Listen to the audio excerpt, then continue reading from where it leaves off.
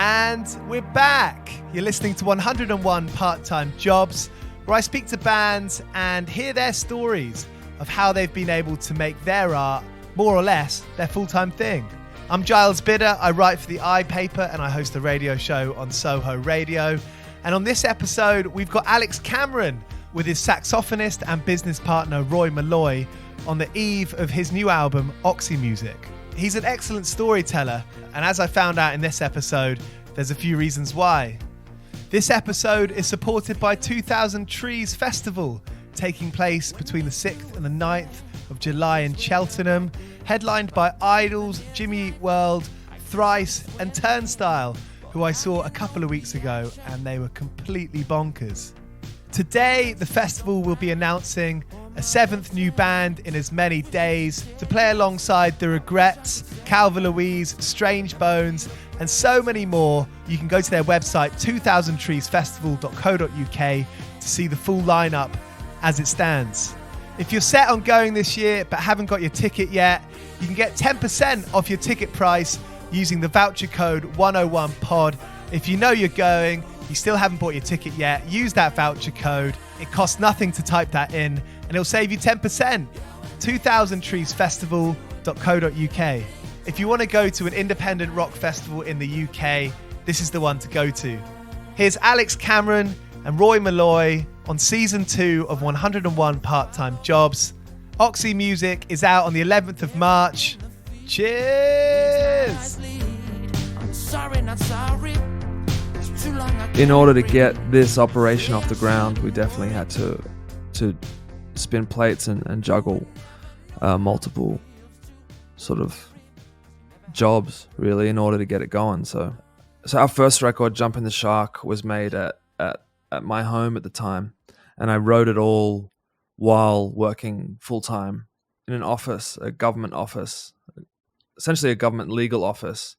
I worked at the New South Wales Ombudsman's office, which in the police corruption division. So I was sort of an assistant to an investigator who I suppose it was my job to receive complaints from the public and from the police, and then administer them and file them under worth investigating or frivolous or potentially false. So I was like dealing with a lot of different voices and communicating with a lot of different types of voices, daily. There'd be 30, 40, 50 new reports every day that needed addressing. And so I was reading a ton of sort of very colloquial, often very conversational reports, because it would sometimes be recordings of people speaking or someone typing. Everyone has their own way of speaking, when they're writing online.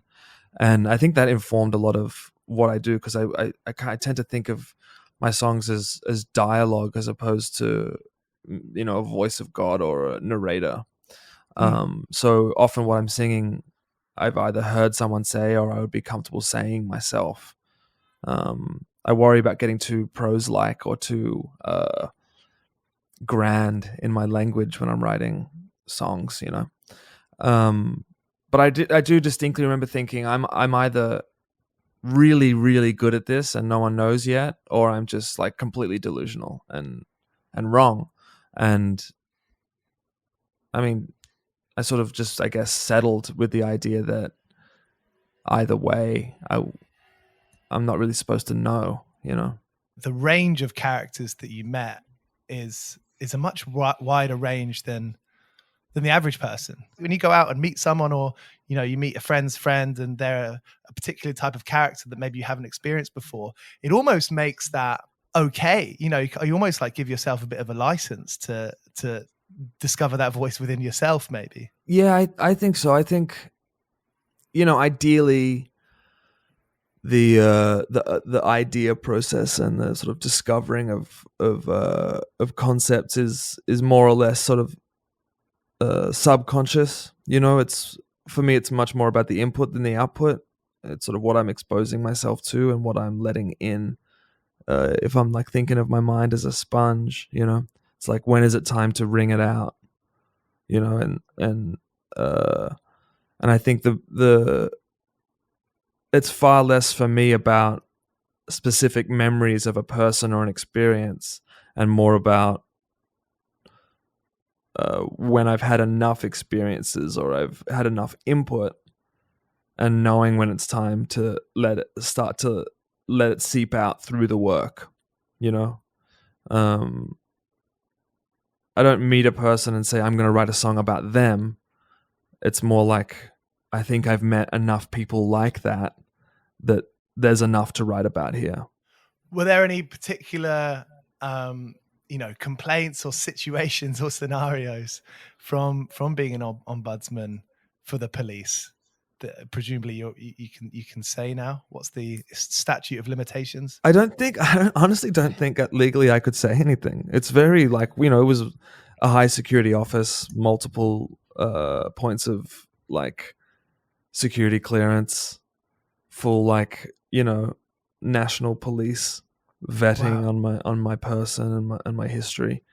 But I do, not to get too specific, but I do remember a few times receiving complaints that were friends of mine and people I knew from high school or primary school, like recognizing names. I would get an insight into like, oh, I guess that guy got arrested and was mistreated.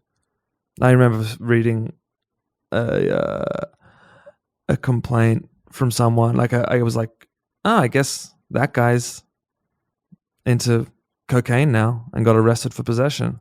I immediately got this whole impression from the file that, knowing that he was a wealthy guy or came from money, and reading the complaint written quote unquote by him, maybe his lawyer or his family, it was immediately clear that this guy felt above the law, and felt the impression that his family or his lawyer were giving him was that like, yeah, you got busted with coke, but let's focus on the police mistreatment here, and let's make you out to be a young guy who was out having fun with some friends, made a bad choice, and the police didn't need to treat him that way. It's a very privileged kind of. So this is the kind of thing I'm talking about. You get so much information from the way that someone responds to catastrophe, and I'm talking about like personal tragedies or trauma, and being in a position where I had access to all that information. A rich kid gets busted with coke.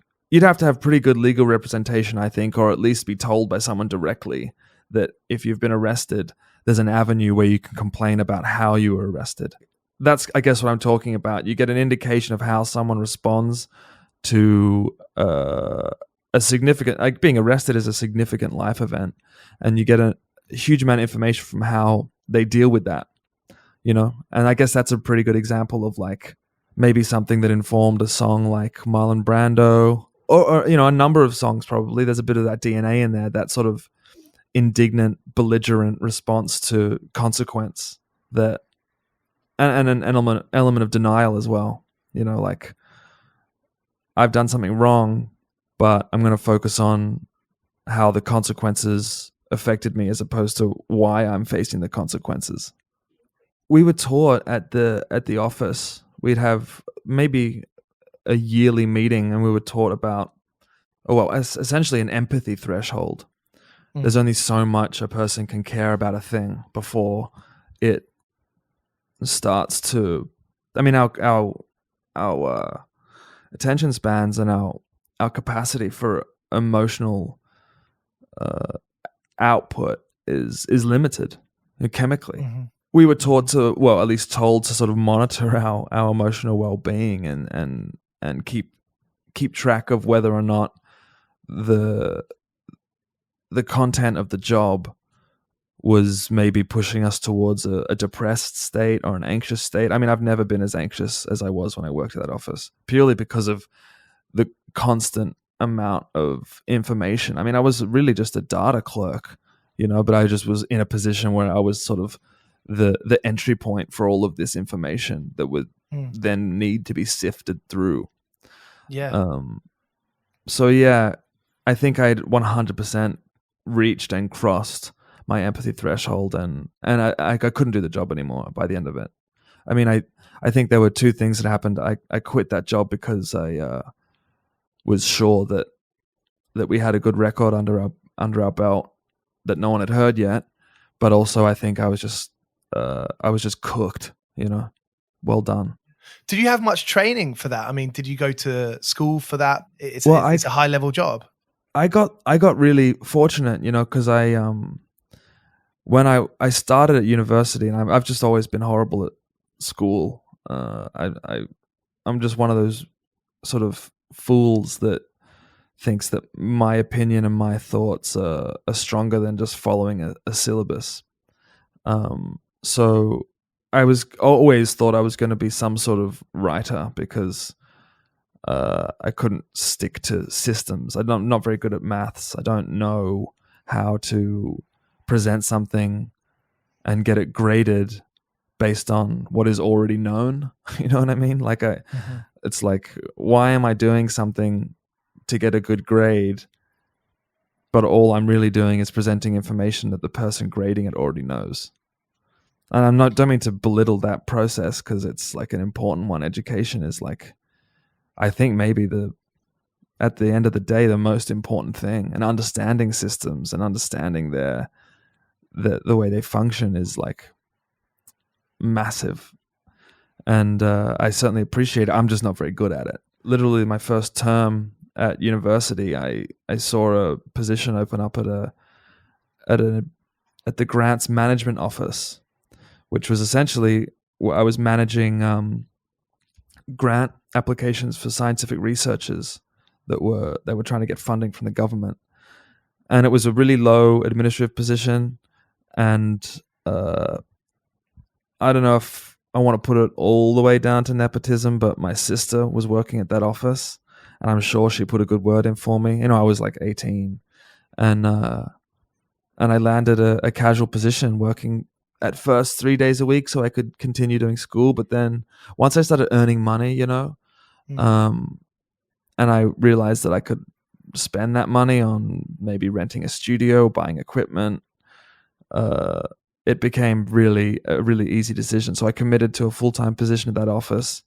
And then because it was technically a government job, I was immediately put into a pool of trained government administrators.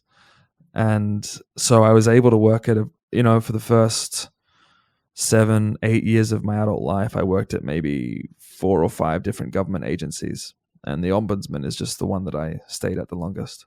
Roy, do you remember Alex going through that? Yeah, I remember well. I was actually at university at the same time, at the university where Alex was working in that office. So we'd go and get Chinese food and stuff at lunch, and occasionally grab a couple beers maybe. Yeah, I do remember that. You mentioned just at the end of there, Alex, money's in your account, and you figure you can do, all of a sudden there's a liberation there. There's a freedom. Yeah, I think me and Roy have been heavily focused on earning basically as soon as we weren't out of high school yet. We started working in high school, Roy, you had a job before me. You were working at the pharmacy or the fruit, was it the restaurant? I had a great job at the fruit shop. I had a great job at the Hobbit's Cafe, making bacon egg sandwiches. I was the fucking grill king. You also worked for a pharmacy, right? I worked for a pharmacy. That was a great job. I was using my dad's Hyundai XL to go and deliver whatever prescriptions to the old folks of our hometown, and grab a little side cash along the way. But the Hobbit's Cafe were great. Kelvin and I can't remember the other lady's name, but two lovely, a gay gentleman and a lesbian lady from Vietnam, and they really showed me the ropes about showing up on time and not fucking around. And we all went out to the Mardi Gras together and that was a great job. I met wonderful people there. This is a cafe that's like essentially on Bondi Beach.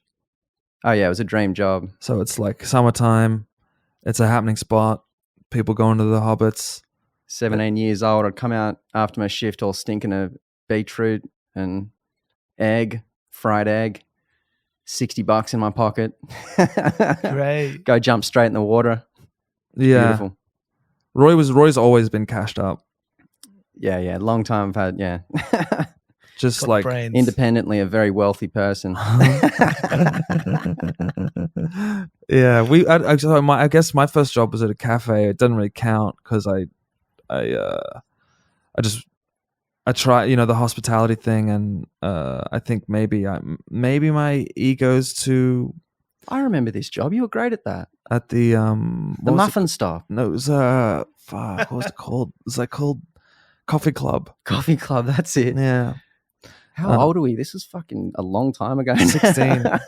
16. And I just remember, we've also, me and Roy have also worked in kitchens together and done delivery, at restaurants and stuff. Alcoham's the king of the kitchen. Don't underplay yourself, really. Fast forward 10 years from this, we're 20, saying you were at the ombudsman at the time we were working at the pizza shop together. Yeah. You were the dough king, mate. You were flattening that stuff out, putting it in the pan. Doing lots of dishes. Lots of dishes. We kind of had this, if the music thing didn't work out, we were going to try these. We worked for these two brothers at a pizza joint. I won't mention the name or who these people are, but No. They were just cowardly. We just saw the way they were running the business. I remember one night. Yeah, fearful people. One night it got really busy, and a busy night's a good night because me and Roy, we're in and out of the shop delivering. There's always something to do. And just right when it was heating up around 9 o'clock, I saw one of our bosses. There were two brothers, and he took the phone off the hook because he didn't want any more orders because he was just, I guess, freaking out.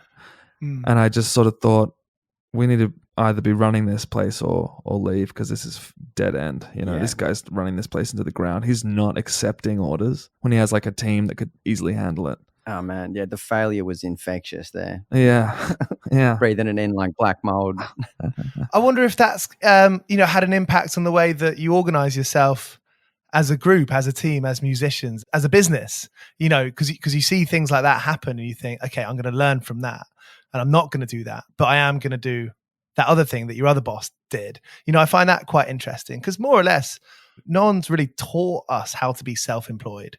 No one's really taught us how to be organized in that sense. Well, we definitely say yes to a lot of things, and that example is. We never take the phone off the hook. Put it that way. It's true. And I guess both of our dads had a crack at running their own business to varying degrees of success. And I mean, contextually, they've raised families and they're still, they worked into their ripe old age, both still busy men. I think we were taught just to opportunity comes when you're busy, not when you're sitting on your hands, and that's it. If the work's there, you got to grab it, Yeah. I was just taught, my dad just said to me, when I was leaving the house, he just said income. It's about income. As long as you've got income, then sky's the limit. Doesn't matter what it is, $1, $1,000. Just keep that income coming in. That's difficult as a musician. We're lucky. We managed to, years and years ago, once you get the momentum going and you get those shows happening, you can we stayed on the road for the longest time leading up to COVID, because once you start booking the shows in Europe, America, Australia, you can sort of cycle through it and stay working. But it took a lot of work for us to get to that point. Being an Australian band, getting anywhere out of the country is a lot of money and a long way. Yeah. Do you remember the first time that you were like, fuck it, let's do it. Let's because it's a risk, right? It's a big risk. Yeah. And it's certainly not easy. It's because of jobs like these that we were able to put some cash together and make it happen. It also helped that we weren't like a 5-piece. It was just me and Roy. And we were also doing all the driving and tour managing. So it was me and Roy were the only employees of the business. Our expenses on our first US tour included the flights over, and then we bought a car for for 2,000 US, which is a bit more Australian. And then we bought the flights back at some point during the tour. Yeah, we were operating on like we would get paid in cash for the shows. The cash would go into the fuel, and we'd just stay wherever we could. And we did that a number of times. Earn and burn. Yeah, so it was very frugal, you know, and still not cheap. But I think compared to what traditionally bands experience, you know, in terms of van rental, gear rental, we just basically, I mean, I tell any young act or anyone who wants to get into the business, the first thing I did when I got over to Europe was contact all the promoters that I liked and I told them I'd work for free, knowing that every promoter needs that 50, 100, 200 pounds, because that's their grocery money for the next week. So as soon as you have a support act say, I'll play for free, and the music doesn't suck, you start getting work. And are they not going to be suspicious? I think people were suspicious of us no matter what, you know. Yeah, I mean, the suspicion is always going to be there. We're very sus people. But I remember the first show I got in London was a gentleman running a promotional company, and I guess, you know, I also had the confidence that I knew the music was good. I liked the music very much. So it was like just a matter of finding other people that did it. But that little kicker that there's someone out there who believes in themselves enough to say, I'll do it for free.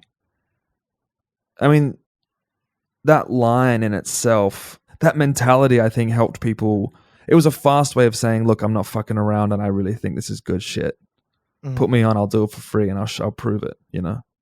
What year was that in London? That would have been 2013, 2014. We just had Jumping the Shark. We had like a couple of 100 copies on vinyl that we pressed ourselves, and it was available for free online. We just had it on a website, and you had to right-click the file name and download each song onto your desktop. For me, that's far nicer aesthetic than pressing play on a screen.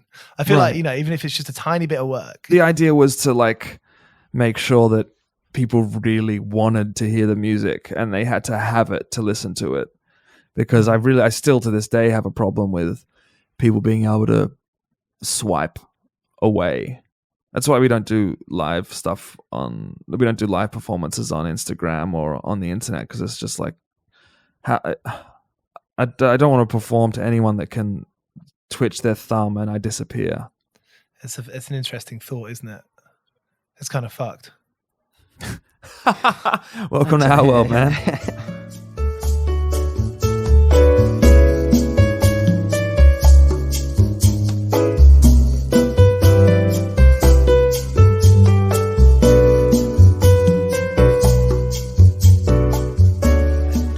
Is socials like you know, it's in your lyrics, it's there in your world.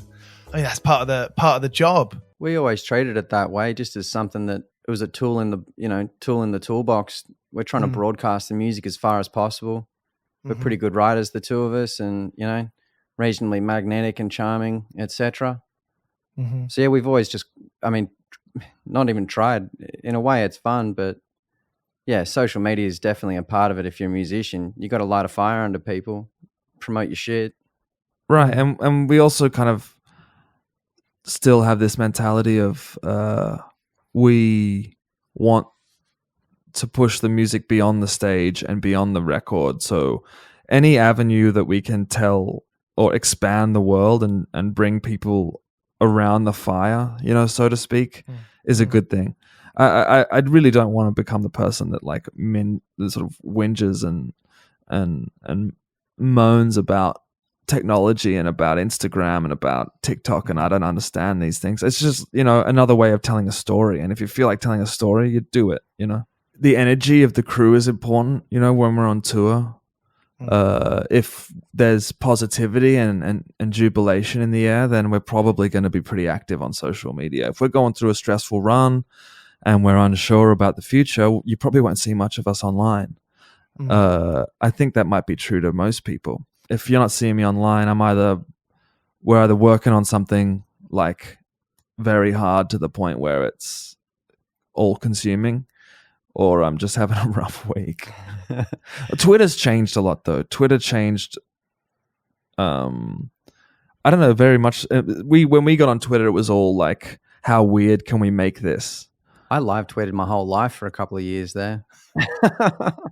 It's now like a news feed, its functions changed a little. If I hear like a loud explosion in my neighborhood, I don't go to a news website. I go to Twitter and type in Red Hook explosion and see if like someone else knows what the fuck is going on. After jumping the shark, you had a voice, right? You had these experiences and these characters. Did you have to kind of push the envelope to continue on through that? Was that sort of first seed of an idea of those voices, has that kind of proved to be the main point of Alex Cameron? Well, it's interesting because you look at the timeline. Forced Witness was written before Jumping the Shark was officially released by a record label.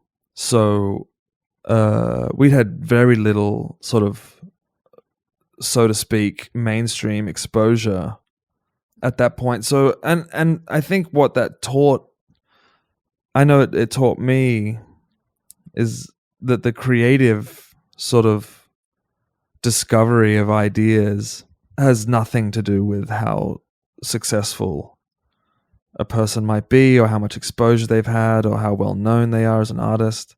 The idea realm and the songwriting realm, that exists completely separately from the career element of it all. Because I mean, there are the world's so rich and full of character and life that I've never felt a need to make music because people are listening, but I think feeling that Jumping the Shark was such a positive experience for me writing it, and then such a positive experience for me and Roy performing it and touring it. We were having such an impact on these stages, I mean, London's been awesome, London feels very much like a hometown show. From our tiniest little shows in London, it's always been such a hoot. Every single show's just been this perfect little, the room's grown a little bit. The people have stayed the same but doubled. It's a wonderful family feeling in London for us. Interesting range of people, ages and how people look and types of folk. That's the best thing about our shows, honestly. I mean, obviously playing the show and the music's fantastic, but like you said, the range of people, different types of person, it's truly a beautiful thing, and it's it's nice to see the music reflected by that. Has it forced you to almost take yourselves more seriously? I mean, I kind of maybe that's kind of a blunt way of saying it, I suppose. But well, we've always taken it very, very seriously. Kind of joking there, but we do take it very seriously. But almost the joke. It is. You do get a sense that it's very important. When people are turning up to shows, we've played enough shows with nobody in the room to understand. We're not a hype act. We're trying to build something here that we can do for the rest of our lives. So there's a sense of community that you get. I think the best feeling I can get from a show is like I was a part of something with everybody there, as opposed to I gave something to a room full of people. And that's more and more. That's what we're experiencing at shows. Is that it's just a very positive, supportive, understanding audience, that come to hear the stories and have found a way to either relate to them or enjoy them, and once you get that feeling, that's a feeling that I really want to cultivate. I'm definitely not afraid of that feeling. I hope to experience it more. What you said there about the stories, and it's like reading a book, it's like reading short books sometimes. There's those snapshots. Well, a friend of mine, Kai Campos. He's in a band called Mount Kimby. He very early on in our friendship, probably just as I started to write songs, he said, when you're writing songs, that they like short stories. That was exactly how he described them to me. And I'd been writing short stories. I just said shite stories. I've been writing these shite stories for a while. I thought I'd turn them into some shite songs.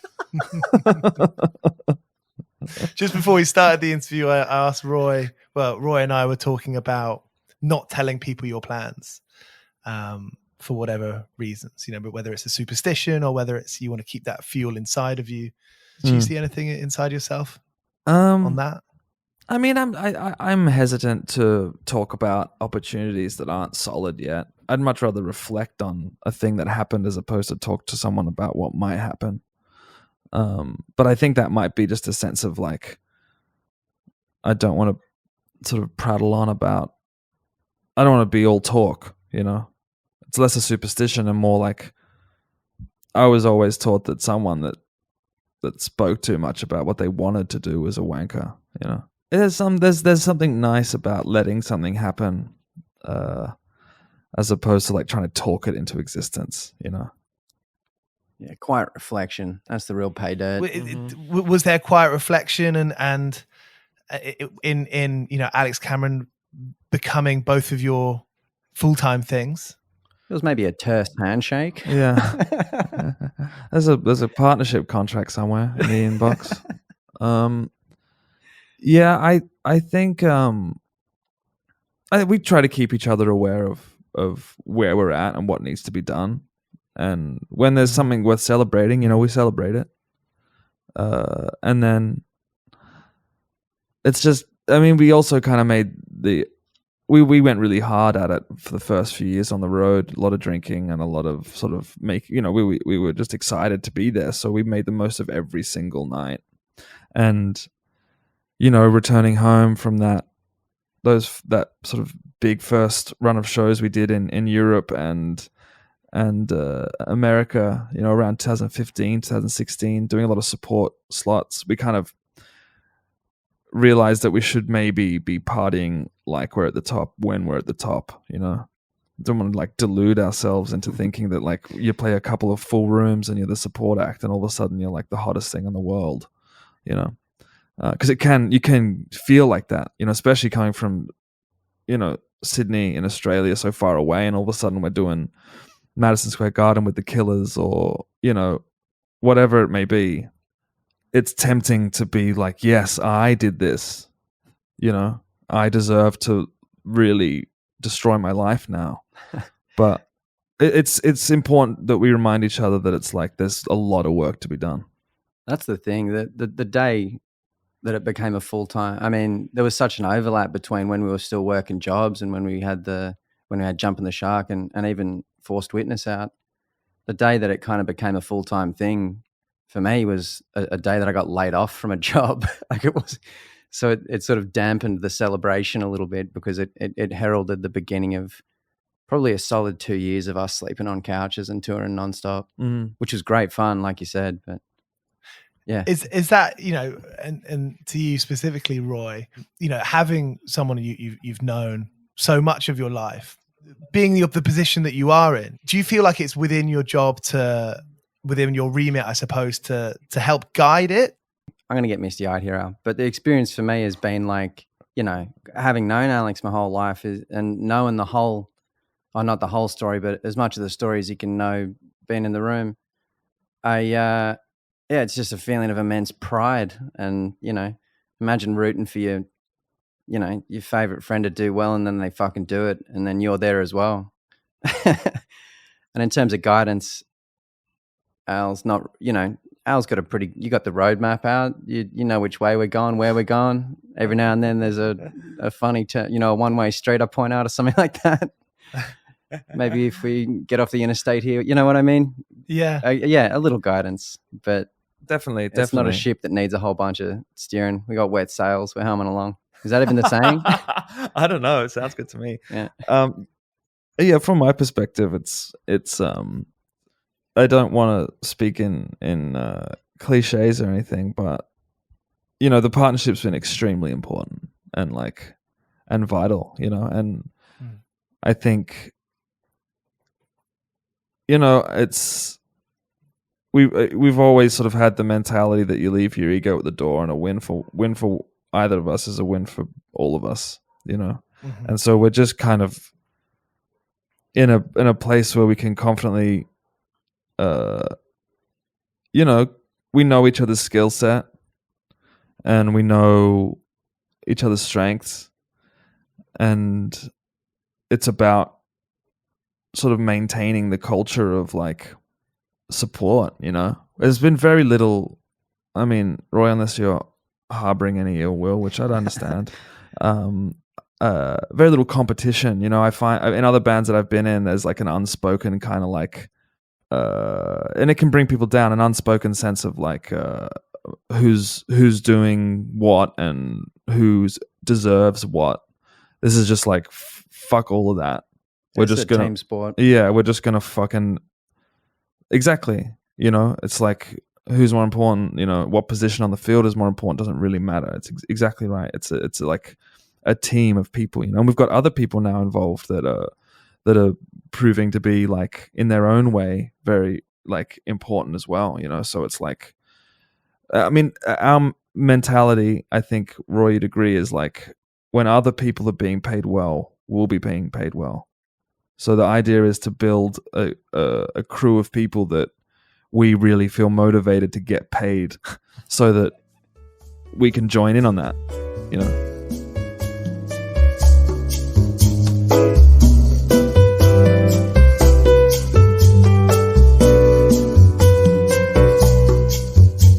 There was definitely a moment where I think independently, Roy and I decided that we'd worked. And I remember a specific moment where, Roy, you said to me that we'd spent enough time lining other people's pockets.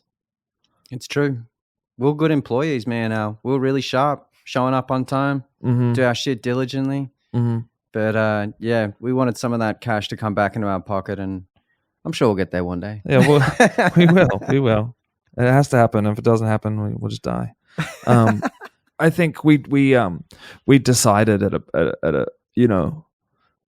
there was a point where we said, okay, let's start to think about how we can be living on our terms and earning on our terms, as opposed to watching other businesses thrive or other operations kind of growing on the back of our work, And I do really strongly feel like we did our time in the workforce, that to the point where we, literally had enough money earned to invest in ourselves and our own sort of prospects, and it took a long fucking time, working from the age of 16 to into our, mid to late 20s to even be able to fathom what it would look like to try and make the leap, ourselves. But, maybe we thought we used to have the funniest conversations, next year we'll make this much money. And then it's okay, next year. Any ideas like that for Oxy Music? I got the number 70,000 in mind. I'd love us to have 70 grand. 70 grand's a good number. Our number used to be 15 grand. That was when we got a $15,000 deal, that was a celebration. It's different when you've earned that off something you've started than when you are paid that for 9 to 5, 350 days a year. I don't know if that math checks out, but there's weekends in there and holidays. Thank you so much for being up for this. Really looking forward to the record. Looking forward to the next London show. Thank you, Giles. Thanks for having us. See you, Giles. Alex Cameron and Roy Molloy. Alex's new album, Oxy Music, is out on the 11th of March. And I'll be back this time next week with Leah from the Mysterines. I've been working all day for me mate on the side, running around like a blue-ass fly. I've been working all day for me mate. Every bleeding minute I've been on the go, up and down the ladder like a fiddler's elbow. I've been working all day for me mate. This is a Mighty Moon Media podcast.